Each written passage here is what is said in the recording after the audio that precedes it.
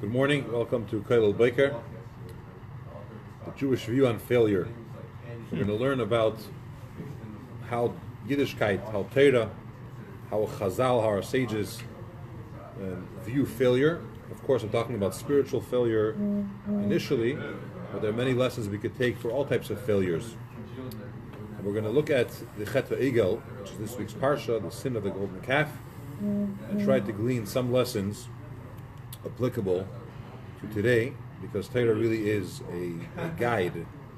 Torah is Milashon Hira'ah. It gives us lessons of how to live our lives in any time, any place, any person. They tell the joke about a fellow who opened his own store, and after the first day at the store he comes home and he tells his wife it was a very, very bad day. Terrible. Not one person walked in, not one product sold. Awful. The second day he comes home and he says it was a great day. A customer came in, one guy, but he bought one product and this was great. And the third day he comes back, he says it's a terrible day. It's worse than ever. Worse than even the first day. What could possibly be worse than someone not buying anything? Because you know the guy that bought something on the second day? He came in today and asked to return it. We like to talk about hatzlocha. We talk about success. People talk about all their achievements, their accomplishments, things that are going well. But today I want to talk about failure. And of course this is in connection with the Chet V'Egel, which is the greatest, perhaps, failure that happens to Yidden collectively, where we go and worship a golden calf. This is 40 days after leaving Mitzrayim. 40 days after receiving the Torah, barely 3 months after leaving Mitzrayim, seeing the splitting of the sea, experiencing Hashem's hand, helping them, protecting them, providing for them at every stage, and they go and worship a golden calf. And it's obviously a very, very big problem. You see, David HaMelech in Tehillim refers to it by Yamiru as Kveda Besavnit Sher Eichel Esav. The Jewish people rebelled. Okay, in what did they rebel? In what form? How did they do this? How did they go about this? In the image of an ox that eats grass. Think about it. Well, what's crazier? The fact that they exchanged the Eibishter, Hashem, who is able to do anything, who is infinite, who is unlimited, what, for an animal, for an ox? A golden ox, an image of of an animal that eats grass? Or is it worse, the fact that although Hashem helped them so much, and they experienced it, not that they heard about it, but they actually experienced it, that they go and they rebel against Him. So, that morning they had man from heaven, they drank water from Miriam's well, they were benefit from Hashem's help that very day. And to go and worship an idol, it's something which is very, very hard to understand. The Kuzari, which is a sefer with discussions between Rabbi Levi and the king of Kuzari, and he tries whether to convince him to become Jewish or he's trying to share with him the greatness of the Jewish people.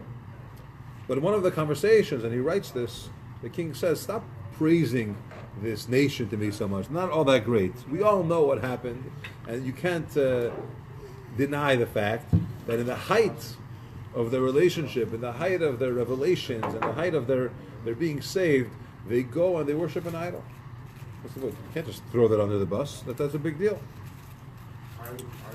Besides the general question of how could it be that Yidden served the Egel Hazav, the golden calf, I want to ask 4 other questions. Number one, why did they choose an Egel, a calf, and no other animal? Why specifically that? Number two, why an animal and not a person? What was the issue here? Moshe Rabbeinu disappeared. They think he's gone. He's never coming back. So go to Aaron, go to Chor, find a replacement for this human being. Why are you going to an animal? Where is the logic? How did they end up in that situation? Number 3, how did Aaron allow himself, we learned it yesterday at length, how did Aaron allow himself to be part of this? He had a part. He was dealing with the collections. He was giving them instructions. He didn't, God forbid, worship the golden calf, but he was somewhat involved here. How did he allow it? And one other question, and this is a question that Rebbe brings in the last Sicha, that the last talk that Rebbe gave and reviewed in 1992, Tafshin Nun Beis, before he had a stroke, was Parshas Ki Sisa, and he asked the question. This is one of the worst things that ever happened. Okay, worshiping the golden calf. The name of the parsha means Ki Sisa, when you'll lift up, when you'll elevate, which sounds like it's something which is good, something which is beneficial. We're going up a level. The name of the parsha is supposed to imply what the parsha talks about, right? The title of a book, the headline of an article, is supposed to give you some indication of what it's going to be like in that book. And yet the parsha Ki Sisa talks about elevation, rising up, higher, soaring. And yet the content of the parsha is worshiping the golden calf, the lowest of the low. So I want to answer these questions and give somewhat of a approach that's taught in Chassidus and other works of the how we could understand this. Another thing to ponder is not just how the Yidden were able to do it after seeing Hashem's greatness, but the Gemara in Shabbos Daf Pechesam with Beis tells us, Omar Ula, the great Ula, said, Aluva Kala Mizana V'Seich Chupasa, that a Kala, bride, is disgraced.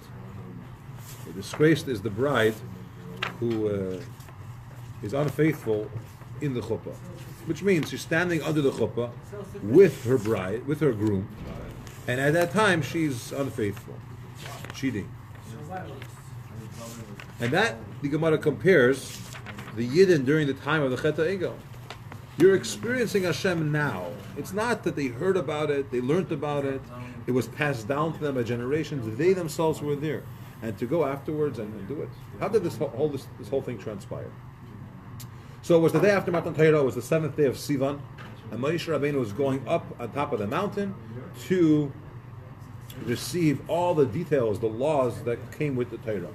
Right? During the giving of the Torah, we heard 10 commandments, but there are many, many laws and details involved in these commandments.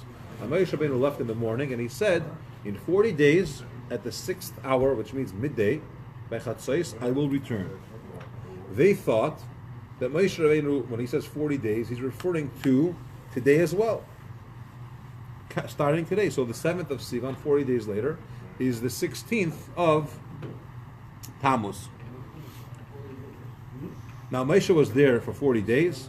He receives the luchais, the set of tablets with the 10 commandments, and he has to give it over to the Yidden like a shtar ksuba. It's like a marriage document between Hashem and the Jewish people, God being the groom, the Jewish people being the bride, and the 10 commandments, or the Torah, is the shtar ksuba, the marriage document between us and Hashem. Fast forward 40 days, it's the 16th of Sivan, and it's Chatzos, and Moshe Rabbeinu did not come down. Okay. Now, what really happened? Moshe Rabbeinu had in mind 40 days starting tonight, which means not the day that I left. Every day has a set. It has a night and a day, a night and a day. So 40 days, complete days. And they counted immediately. And Moshe Rabbeinu meant afterwards.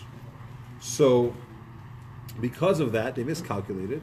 And when they see that Moshe Rabbeinu was not coming, they said, uh-oh, he passed away. And maybe even some good-meaning people said, what's going to happen?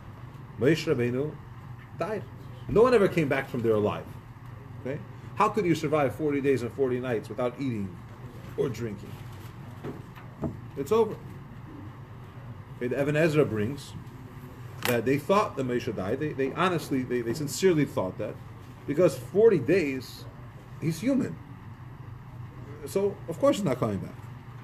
On top of that, you had a group of people called the Erev Rav, and these were a group of Egyptians who came out, they quasi-converted, but they came out from Egypt with the Jewish people.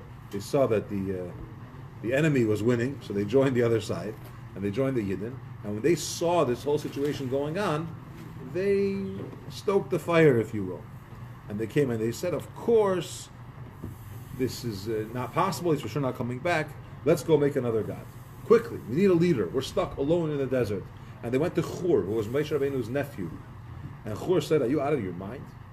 You want to make an idol? No way. And immediately they just stoned him to death. They killed him for even considering to protest the thought of making an egel. On top of that, the Satan comes along and created an image of the bed of Moshe Rabbeinu, a coffin of Moshe, which is passing by in the heavens.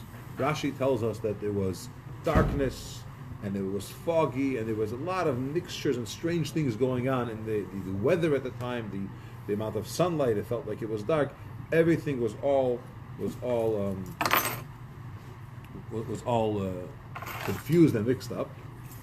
And as a result, the Yidden said, "Oh, he must have really, really passed away." So what did they do? They went to Aaron, Moshe's brother, and they said, "Let's make a god." Now he saw what they did to his nephew Hur, who they just killed. So he decided, instead of being on the outside and saying, "Don't you dare," and getting killed, let me go on the inside. Let me tell them yes. Let me try to stall the process. I'll send them on this mission. Go collect jewelry from your wives. Women and children are not giving away their jewelry so quickly till they bring it back. We'll procrastinate a little bit. I'll be in charge of the operation. I'll be able to slow it down. By that time, Moshe Rabbeinu will come. But unfortunately, it happened very, very quickly, and the egel was produced. How is it possible for a nation who just saw the miracles in the hand of Hashem on such a strong level to make such a opposite and such a contradictory approach to go and worship an idol? So many Rishonim commentaries bring that really they weren't looking to replace Hashem. Okay, we're trying to find a benefit of the doubt here. They weren't trying to make an idol. They were trying to replace Moshe. They thought Moshe Rabbeinu was a connector between them and Hashem, the prophet that spoke to Hashem, related God's words to them, led them, made the decision, showed them where to go. Now he's gone. We need someone else to replace him. They weren't looking for a god. And of course, the logic, right? Moshe's gone. Hashem's not gone. Moshe's gone, so we'll have to replace it somehow with something else. Why do you have to make another god? Make another emtsai, another tool, another intermediary between not God forbid that Moshe Rabbeinu is an intermediary, but someone that's connecting them to Hashem, that's showing them how to connect, that's bringing the word of Hashem to them. They tell the joke about a Russian teacher in communist Russia who was in the classroom and is trying to preach atheism. So she tells her students, "You see this table? It's real. It's here. You see the chair? It's here. You see Hashem? He's not here. He doesn't exist." So one Jewish boy in the back, Abramovich, raises his hand and he says, 100%. You see the teacher's hand? Because it exists. It's real. You see the teacher's foot? Because it exists. It's real. Teacher's brains. You don't see the teacher's brains. You know why? Because it doesn't exist. Yidden felt, we don't see Moshe. We need something that we could connect, something tangible that we could relate to. Okay? In the same Kuzari he brings, that we have to understand what was going on in their minds at that time. They wanted something tangible. Every nation worshipped some kind of deity, right? Whether it was the sun, the moon, the stars, gold, silver. They worshipped something. The Egyptians worshipped a sheep. But there was a physical, tangible concept of what God meant to them. Okay? And obviously a terrible thing. You didn't come out of Mitzrayim. We, of course, don't have that. It's Avram Avinu's novelty is that Hashem is one Hashem and he doesn't have a body. You can't see him. You can't touch him. So now we have Moshe Rabbeinu. He's not God, but he's a spiritual being who allows us to somehow relate on a human level to godliness. And now he's gone. So they came along and they said, okay, we have to make a God forbid. We have to make something which is, we have to make a replacement, for Moshe Rabbeinu. But how did they go from that to making him Hashem? And how did they go from that specifically to an egel and not anything else. Why specifically a calf? So there's a medrash that says, Medrash Rabbi tells us, that something interesting happened by Har Sinai. When we had the revelation of the Shekhinah, there was the Merkava of Yechezkel. Prophet Yechezkel, when he describes a vision that he had of Hashem, a very, very high, lofty spiritual vision, it's a wagon, and on the wagon there are 4 faces. Now one of the legs, so to speak, of this wagon was the face of an ox, a shur. And so they decided, let's make a son of an ox, which would be a golden calf. That's going to be so the Medrash says, you know what? They were looking for some kind of godliness and a vision that they saw, not that they thought God was an ox, and not that Chas v'shalom, God forbid, thought that it was some kind of animal or form, but in their mind, this is something which is spiritual. And that's what the Medrash tries to explain to this. And by the way, the reason why they chose an ox is because the Tzemach Tzedek explains that what was the deity of the Egyptians? It was a sheep. And in the mazoles, in the constellations, the mazel which follows the sheep is the calf. So they said, okay, sheep is gone. It was overtaken by the next one, which is the calf. Okay. So even though we have some kind of explanation from the Medrash and from other commentaries that tell us they weren't looking to replace Hashem, the goal was not Avodah Zarah, they wanted a replacement for Moshe. Okay. It's not okay, but it's not as drastic as making another god. However, the end of the day is, it was a terrible mistake, and they ended up worshipping it. And how can Yidden do this? So close to Matan Torah. Before we answer that, I want to talk about Aaron for a second. Aaron made a decision, right, as mentioned. Instead of going and dying, they'll kill me, and battle with them and tell them, no, you can't do this, they'll kill me just like they killed Chor. Let me try to help them install it. Now, the Gemara in Avodah Zarah tells us that you're not allowed even to make an Avodah Zarah. Okay? It's not okay to make an idol and not worship it. Aaron HaKohen decided, instead of dying, I'll make an idol. That's not okay. How did he allow himself to do that? Okay? And this is a very general question in halacha. Let me give you an example. You call the Jewish ambulance company. You call that Salah to come and help someone that was next to you, God forbid, that needed an ambulance. Okay? Shabbos, you could break all the halachas of Shabbos to save someone's life. It turns out they weren't choking, but they coughed it out. It's fine. We don't need the ambulance anymore. But you already called, and they're on their way. Now, 3 people are going to drive on Shabbos, which is forbidden. They're going to use their phones, which is forbidden. They may be coming out of the tchum, the boundaries of travel on Shabbos, which is forbidden. So we don't need them anymore. So maybe I should call them up, which is breaking Shabbos, and tell them, guys, forget it. No need. And this way I'll avoid so many other transgressions. Maybe. Right? Aaron said, I'll avoid Avodah Zarah. Let me just build one, and then they won't worship it. Is that okay? If somebody calls you on Shabbos, and you know that if you don't pick up, he's going to call again and again and again, because they don't know the laws of Shabbos. But if you pick up the phone one time and say, my friend, we're both Jewish, it's Shabbos, I can't answer the phone, let's talk tomorrow, he'll stop calling you. Is that allowed? You're going to stop the desecration of Shabbos multiple times by your one desecration. Let me ask another, a little in a different method. A Chabad Shliach goes to a remote city and he goes to live there. He hopes to build a community, to start a shul, to start a whole infrastructure of Jewish life. But until that happens, he's going to have no minyan, no Kriyas HaTorah. He's going to be missing some basic things that are required. Is he allowed to do that?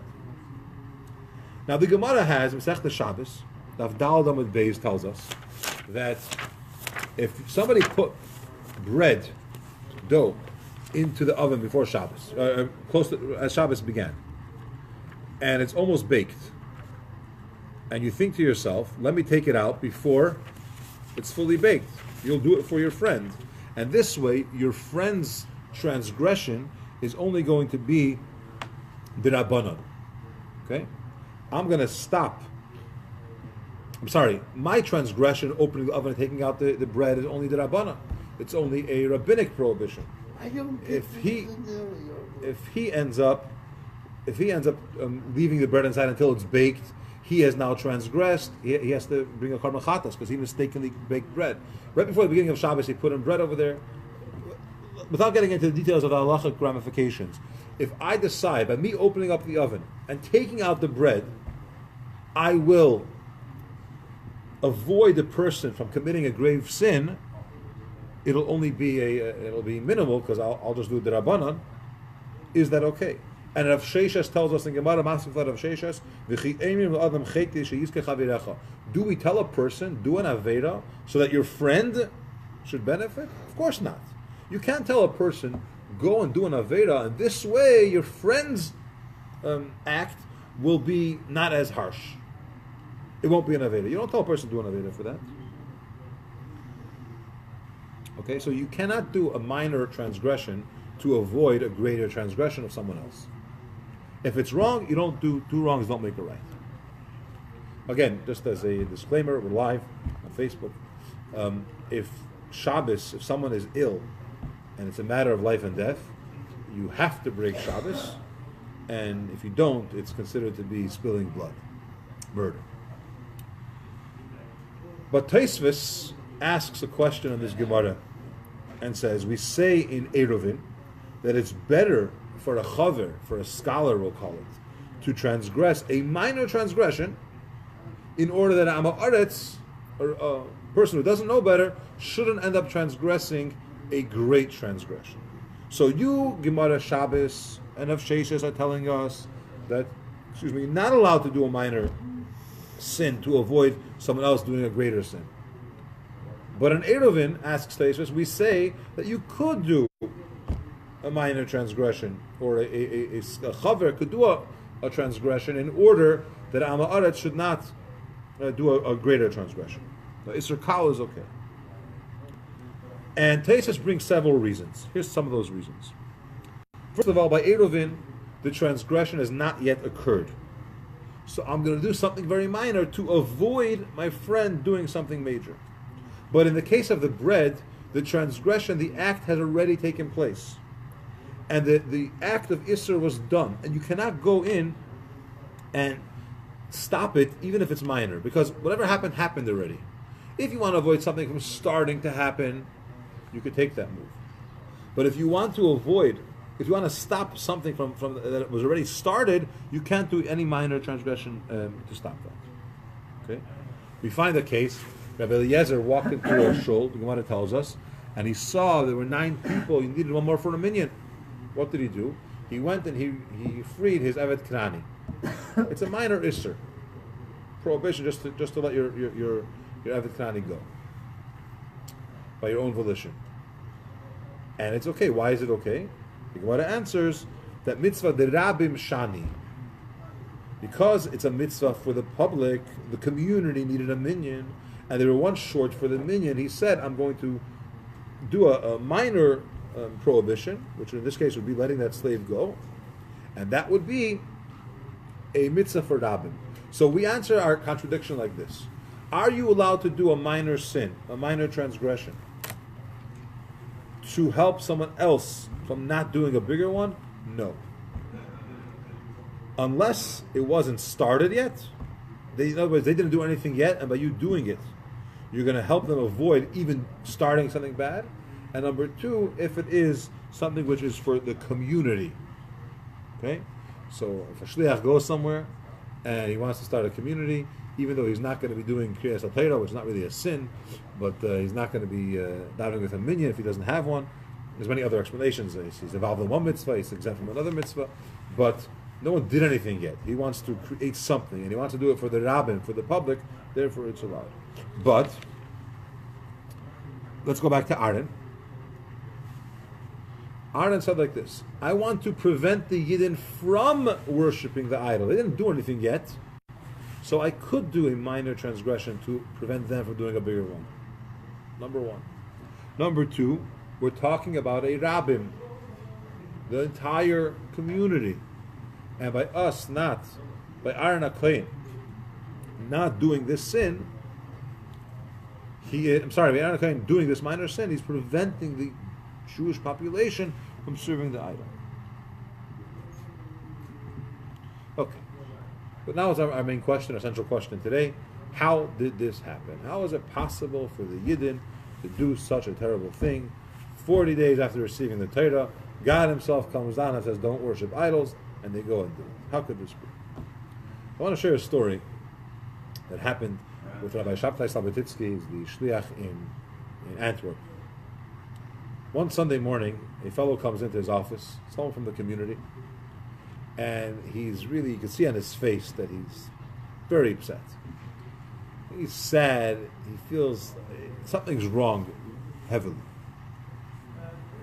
Now, he knew who this fellow was. He was someone who was very involved in the diamond business in Antwerp, and he actually had a store on the main street. He says, what do I owe this visit? What's happening? He says, I'll tell you the truth. About a half a year ago, I decided to keep Shabbos. And whatever happens, I keep Shabbos. I close my shop, my competitors are open, I close.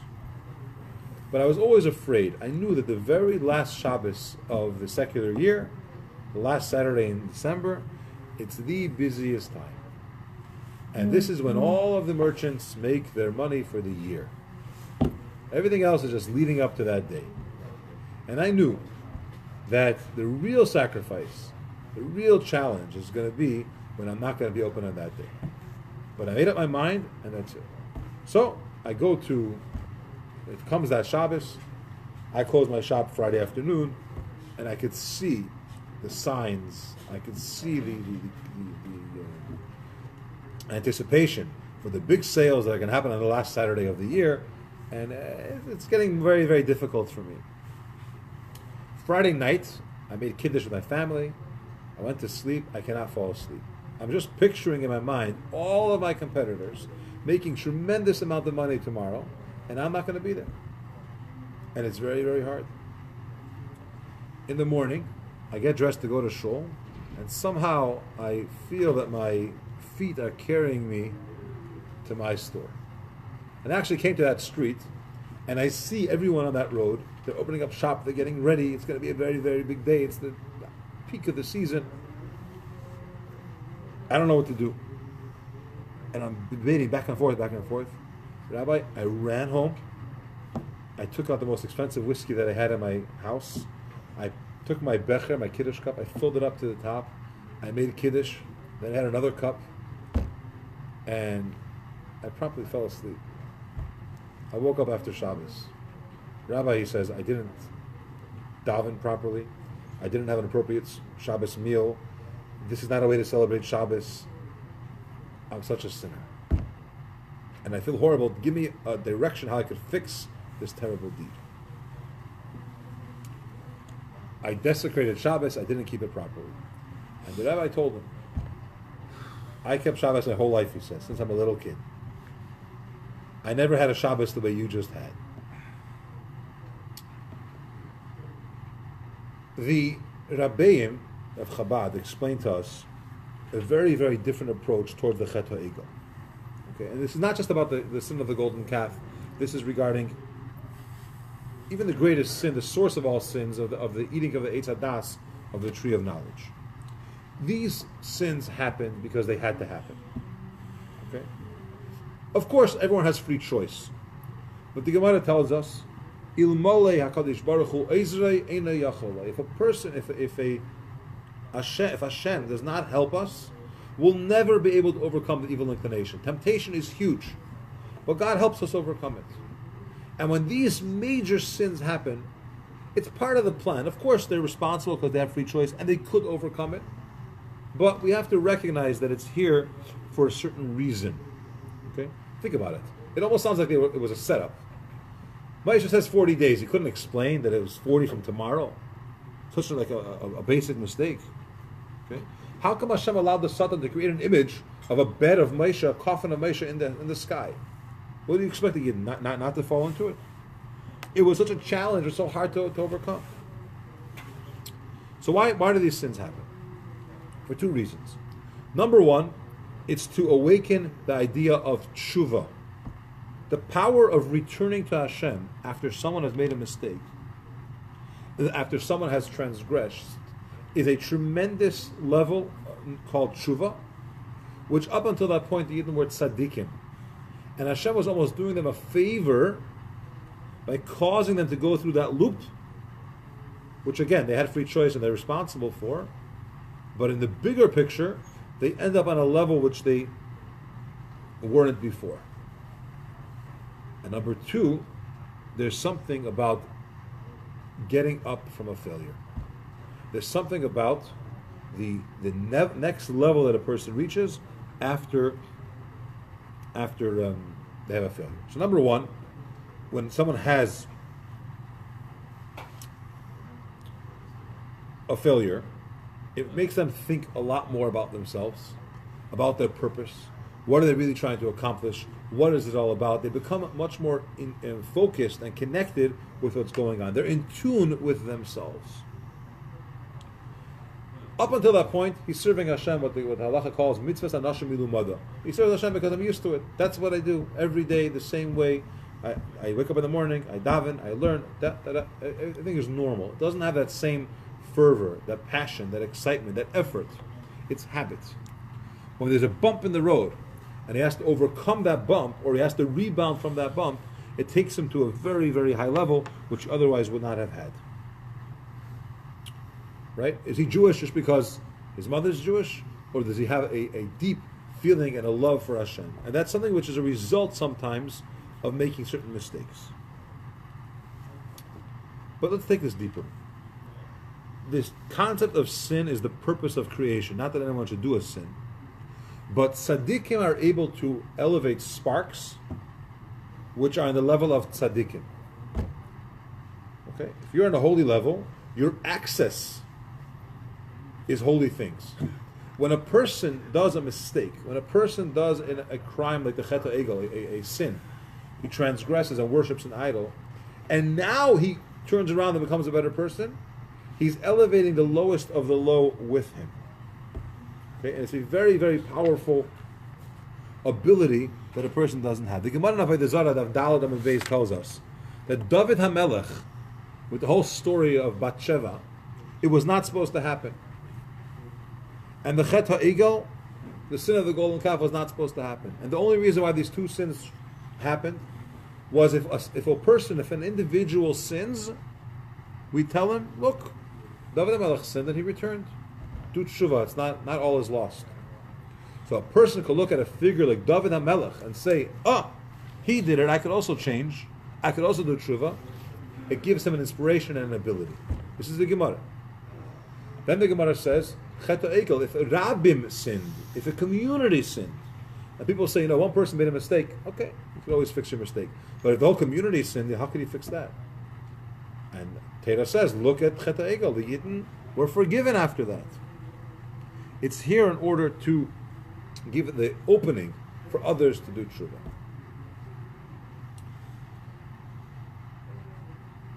The Rebbe tells us, it's actually brought from Zohar, the level, the stage, the spot where a Baal Tshuva, someone who has done Tshuva, he's been there and came back, such a person is on a level greater than a tzaddik. A tzaddik cannot even stand on his level. Why? Because it takes tremendous effort. He ends up pulling from a very, very deep place within himself in order to do tshuva. He's tasted sin. He knows what it's like. He's been there. And now he has to pull himself out of it. Compare that to the tzaddik, who always did the right thing. He doesn't even know what it's like. He doesn't even have the temptation. He never tried it. You could only reach that level of Baal Tshuva if they were in a situation of sin. This is a great machlekes between Rabbi Yishmael and Rabbi Akiva. When Hashem gave us the Torah, so there's a machlekes. What did the Yidden say? When Hashem said the positive commandments, we said yes. Keep Shabbos? Yes. Don't kill? No. Right? We said yes. For all the positive mitzvahs, we said yes. Basically, I agree. I'll do it. And for all the negative commandments, we said no, meaning I won't do it. That's Rabbi Yishmael's opinion. Yes for the positive, no for the negative. Rabbi Akiva argues, Rabbi Akiva says no. We said yes for both of them. Keep Shabbos? Yes. Don't kill? Yes. What's the difference? Basically, we both agreed. Both opinions say that Yidden accepted everything Hashem said. But there is a very big difference here. Rabbi Yishmael was a great tzaddik. And since he was a child, we learn by the story of the Gemara in Gittin regarding the Churban, we see his greatness. Even as a young person, he was very, very scholarly, learned, and a great tzaddik. And his attitude towards Torah mitzvahs, a yes is a yes, and a no is absolute no. There's no way to change that. You can't take an Avera and turn it into good. Rabbi Akiva, he started learning, how old was he? 40. He wasn't always a tzaddik. He had a journey. He grew, he developed, he changed. He says, no. The yeses are yeses, and the no's are also yeses. Because you could also turn a negative experience into a positive. You could take something which, yes, we had free choice, and we're responsible for it, the person has to get punished, whatever else it is. But after all that is done, he has to look at it and say, I could reach higher than before through this experience. How do you throw a ball? You pull your hand backwards, and then you throw it. Why are you going back if you want to throw ahead? Because that's the way you're going to do it. An arrow, you pull the arrow towards you. You want to shoot towards someone else. Why are you pulling it towards you? That's how you get traction. If you want to jump, what do? You bend your knees down. The deeper you bend them, the higher you'll jump. So a person shouldn't say, the tzaddik who never was anywhere else in his life and never tasted or saw or heard anything else inappropriate, they're on a high spiritual level. But someone who's been in other scenarios, who has done Averis, who has tried or experimented with other things, how could he ever soar? Comes the story of the Chet HaEgel and tells us, no, you could soar even higher than before. You could reach a level which is greater than tzaddik because of that ability to do so. So let's look at Torah's message of what failure is about. It's opportunity. We don't want it, and we hope it never happens. But when it does, or if it does, we should remind ourselves that this is the chance to grow, to reach, to soar even higher than we were up until that stage. Yeah.